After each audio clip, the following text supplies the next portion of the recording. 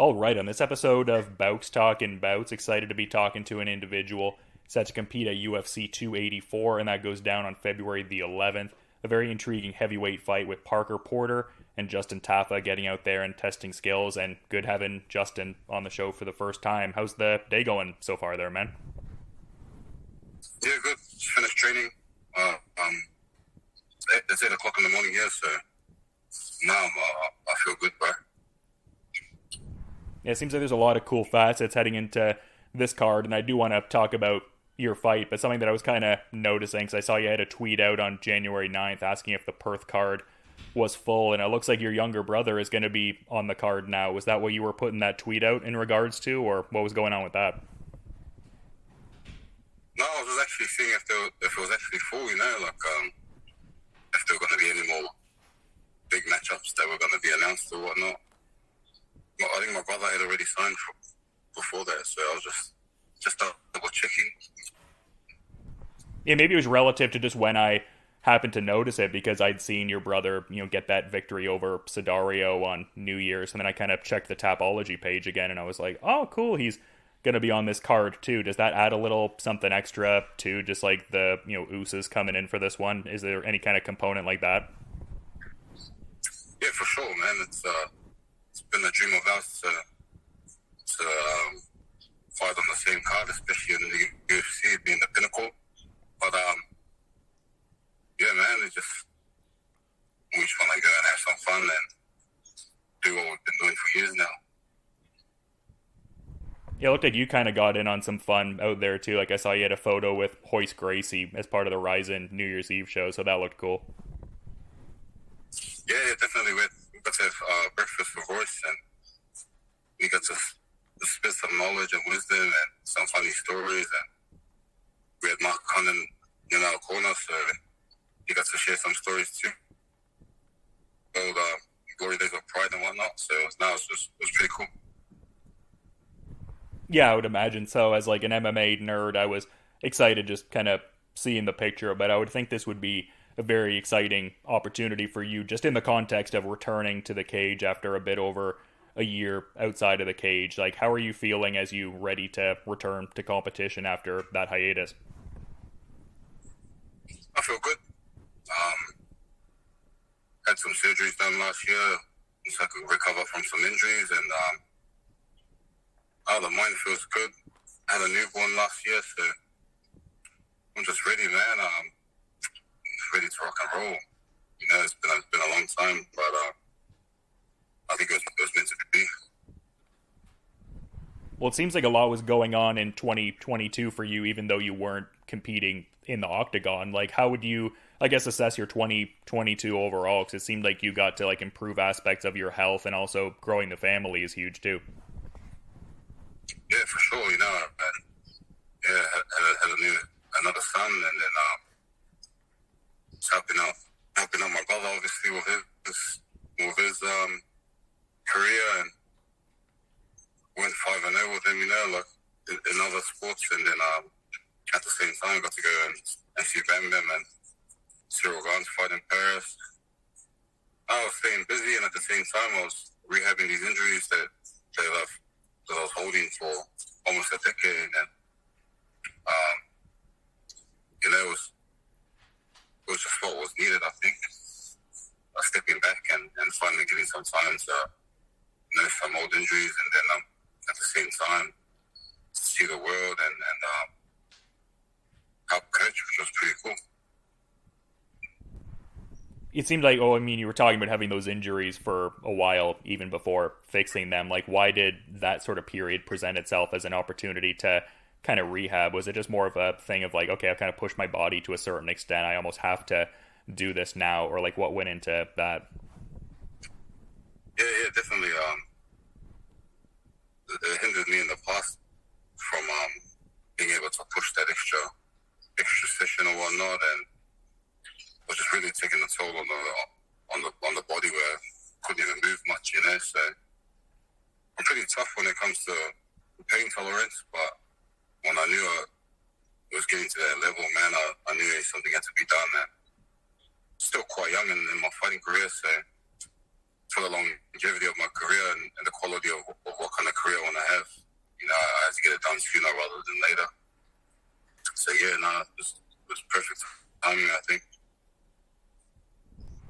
Do you think that also played a role in the weight miss last time? Just like the injuries and the body not being able to, like you said, indulge in some of those extra sessions, or what would you, I guess, attribute to that? No, man, it was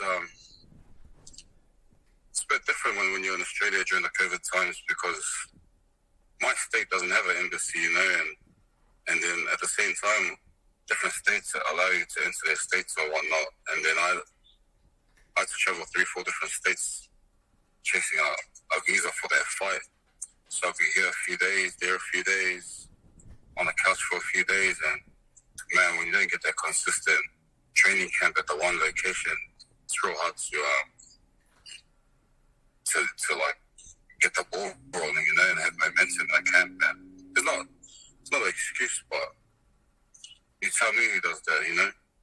I don't think many other fighters were traveling different states trying to get a visa just to fight in America.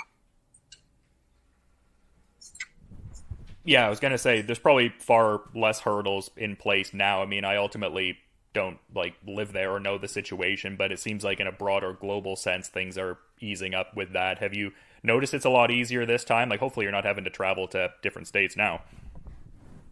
Yeah, no, it's way easier now, and even my younger brother, you know, he had the chance to go into contenders, and I think he traveled to 5 states and he was getting denied. You know, you're into the state and they kick him out, and he's trying to find little grey areas. But now it's eased up a whole lot. You know, no more 2-week mandatory quarantines where we're stuck in a hotel with no windows or anything, and we can just come straight home and see our family straight away. Yeah, I get what you're saying. Glad to hear that things have eased up in that regard. But, you know, as much as I kind of touched on the last fight there, like, I mean, it did seem like an important one just in the sense of, like, returning to the win column and a, you know, highlight reel knockout over Harry Hunsucker. Like, what were the takeaways from the actual fight itself there? I think it was just some of the stuff we worked on, you know, like not letting any free hits come and countering shots, and that was some of the big things we wanted to work on. And then obviously just defending well and showing a head kick. Yeah, and as far as like who's like directly helping with refining those skills on a sparring partner level, like you were talking about like working like with Junior before, but like who are some of the other, I guess, people you're regularly, you know, sharpening the proverbial tools with? I got a younger brother than Junior, my baby brother. He's really handy too. You know, he can swing and he's quite smart. He's a good striker too. Not many people know that, but those at my gym know how good he is. And I got another coach of mine, Glenn Sparv. He's like a 25-fight veteran in his own respect. And I got him too. He's been well traveled and brings a lot of knowledge and experience. And yeah, you know, we just drill these things and it came into fruition. And just curious about your thoughts on this upcoming fight. Like when the bout offer came your way for Parker Porter, was this somebody that you were already familiarized with a bit? Like maybe you'd seen some of his fights before and everything like that? Or like what was the, I guess, general awareness level / temperament when the bout offer against him came your way? Yeah, man, honestly, I just told the matchmakers that I'll be ready for Perth. You know, I don't mind who I'm fighting. Honestly, I don't follow the UFC too much or anything like that. I just fight, you know what I mean? And I don't really know many people rather than the top, you know, like the top 5-6 is in my division. Other than that, man, I just keep to myself, and I got kids, man. I'm too busy. I didn't really know much about Parker Porter or who he was or who he fought, but I was just already signed before I even seen anything. And man, I'm a scrapper, you know what I mean? I'm a prize fighter. I fight for money and fight because I love to entertain, and I wanted to fight at home, so yeah, I jumped on it. Yeah, well, that's fair. I mean, you don't have to necessarily be like actively following everyone in the division, but just thought to ask. But it seems like the component of it being in, Perth is like of, paramount importance to you. Like, how much, I guess, motivation and energy do you derive from like that partisan sort of crowd? Like, obviously you're motivated on an individual level, but does that, partisan support really add an extra something to it? No, not really. No, honestly, I didn't take the fight for like the home crowd or anything. I took the fight because I lost my knockout the last time I fought in Australia, and I really wanted to get their win back and their performance back as a redemption kind of thing. So I want to showcase to these guys, my true abilities, and not lose on my own mistakes. So this is something that's been on your mind for a little while, like just kind of like, getting one back in the win column in a localized kind of way and everything like that. That was your Jorgen De Castro fight, I believe, right? Yeah, for sure. I was quite young in my career, so I just want to share my growth as a fighter and as a person and put on a good show at the same time. So is like the tape studying kind of duties more something like the coaches kind of handle and then they kind of give you the information throughout camp, or how does all of that work and everything? Yeah, like my coaches look at the stuff and then they'll let me look at it too, just like just for visual references on some tendencies and whatnot, and then just like to visualize it too. So a bit of both, but mainly my coaches, and then key points they'll show to me. Yeah, for sure. And earlier I was kind of talking about the positive feeling of being on an event with your brother, but it seems like even in like a broader kind of sense, like it seems like you're very oriented to wanting to like be a good role model for like young Samoans and stuff like that, and just the pride you seem to have carrying the flag out to the octagon and stuff like that. Can you kind of talk a bit about that? Like, have you had certain like young Samoans reaching out to you and just getting all fired up and talking about you in that kind of like role model capacity? Yeah, for sure. It's a responsibility I take. I take with a lot of respect in that. And when I was young, I used to look up to Samoan fighters as myself, and I just remember the feeling of being motivated by seeing guys like David Tua, Mark Mann, Ray Seffel. And I was thought, one day that they'll be me, and I got to make sure that I play my part in serving my community, and especially the young Samoan boys around the world. And man, I didn't come from much, you know what I mean? My mom was a single mom and grew up rough, and if I can do it, why not someone else? Yeah, for sure. And some great examples there talking about, David Tua and Ray Seffo and, coming from the boxing and kickboxing kind of spaces there. Was that kind of what got you into combat sports early on? Like, were you checking out a lot of like the stand-up based combat sports and everything? Like, did that fire off the spark to want to get involved in it, I guess? Yeah. In Samoa, like, we love our rugby and we love our boxing. So it's the two things you always see at any village in the islands. And if they're not throwing the rugby ball, they're hitting the sandbags, the rice bags. So it's etched in a lot of families in Samoa, and my uncles and my grandfathers were boxers, and some of my uncles trained the Ray Seffel when they were, younger fighters, and it's just something in our blood, I think, and we didn't shy away from it too, so it's natural, yeah. Yeah, sounds like a cool sort of thing and a good like cultural upbringing and whatnot. Like, when does it start developing to a point though where you think to compete yourself? Like, you talk about people in your family having previously been boxers. Like, did you know from a fairly young age you wanted to compete in combat sports one day? No, man. I didn't think I was ever going to fight, I loved my rugby, and I thought I'll play rugby professionally, but I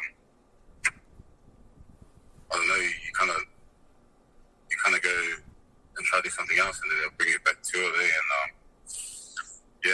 after I lost the passion for footy, it's just they redirected me into something I love. And I wasn't much of a martial artist when I was young, or I did a lot of boxing throughout school, but if you were to tell, my friends or my teachers back at school, they're like, come a fighter, they were, what I mean?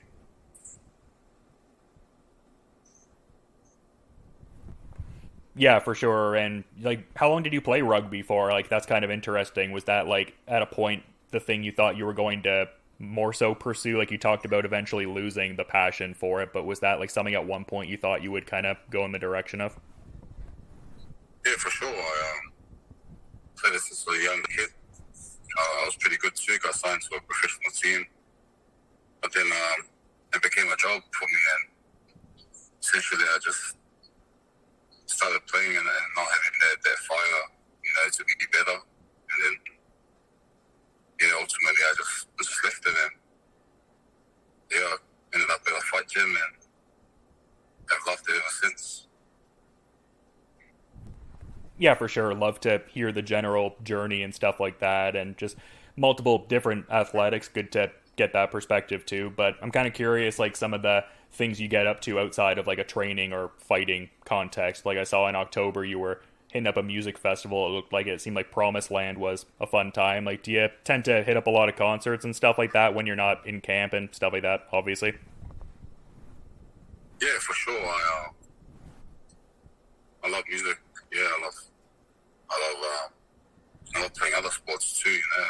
Cricket or volleyball. Even like rugby. I like these little team sports where you can play with your family and go into music festivals and drinking with the boys, all of that stuff. But man, yeah. I was going to say very much on that same wavelength with you, so good to hear. But you've been very good with your time as well, and I do want to be mindful of the rest of your schedule too, man. So is there anything you maybe would want to add kind of as a parting thought? Man, I had a long layoff, but these layoffs, you learn a lot about your character and whatnot, and what's important around you. And I can't wait to put them on the show. You come UFC 284, I always bring that heat, and everyone tune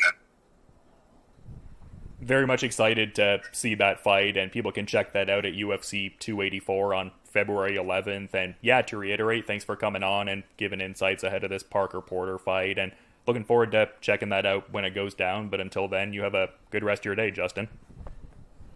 I appreciate it, right? You have a good day too.